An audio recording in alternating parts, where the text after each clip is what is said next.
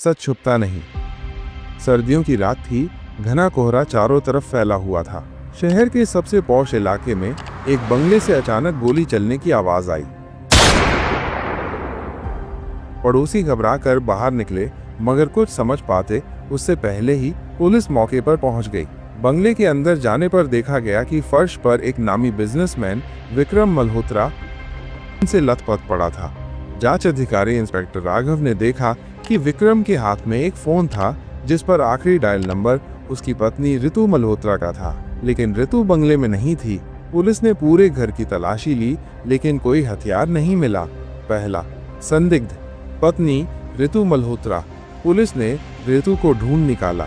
वह एक होटल में थी और उसकी आंखों में आंसू थे। उसने कहा, मैंने विक्रम को मारा नहीं, हम दोनों में झगड़ा हुआ था, इसलिए मैं घर से चली गई थी। इंस्पेक्टर राघव ने होटल के सीसीटीवी फुटेज चेक किए, जो इस बात की पुष्टि करते थे कि हत्या के समय ऋतु वहां थी, यानी वो निर्दोष थी। दूसरा संदिग्ध, बिजनेस पार्टनर आदित्य मेहरा। विक्रम और उसका बिजनेस पार्टनर आदित्य मेहरा के बीच हाल ही में बहुत बड़ा झगड़ा हुआ था। पुलिस को आदित्य की कॉल डिटेल्स मिली, जिसमें पता चला कि हत्या के कुछ मिनट बाद उसने विक्रम को कॉल किया था।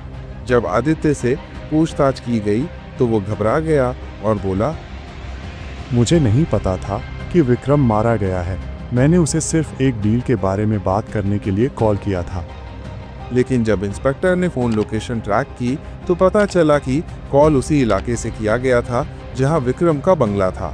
आखिरी सुराग विक्रम का फोन। इंस्पेक्टर राघव ने फिर से विक्रम के फोन का विश्लेषण किया। उसमें एक अनसुना वॉइस मैसेज था। जब उसे सुना गया तो सबके होश उड़ गए। विक्रम मरने से पहले एक रिकॉर्डिंग छोड़ गया था, आदित्य, तुम ये क्या कर रहे हो? मत करो। और तभी गोली चलने की आवाज आई। पुलिस ने आदित्य को गिरफ्तार कर लिया। जब उसने सख्त पूछताछ की तो उसने जुर्म कबूल कर लिया। उसने बताया कि विक्रम को बिजनेस डील से बाहर करने के लिए उसने हत्या की थी, लेकिन जल्दबाजी में हत्या का कोई ठोस प्लान नहीं बनाया। आदित्य को कोर्ट ने आजीवन कारावास की सजा सुनाई और विक्रम की पत्नी ऋतु को इंसाफ मिल गया। हत्या कितनी भी परफेक्ट क्यों न हो, सच्चाई कभी छुपती नहीं। विक्रम की आखिरी रिकॉर्डिंग ने उसके कातिल को बेनकाब कर दिया।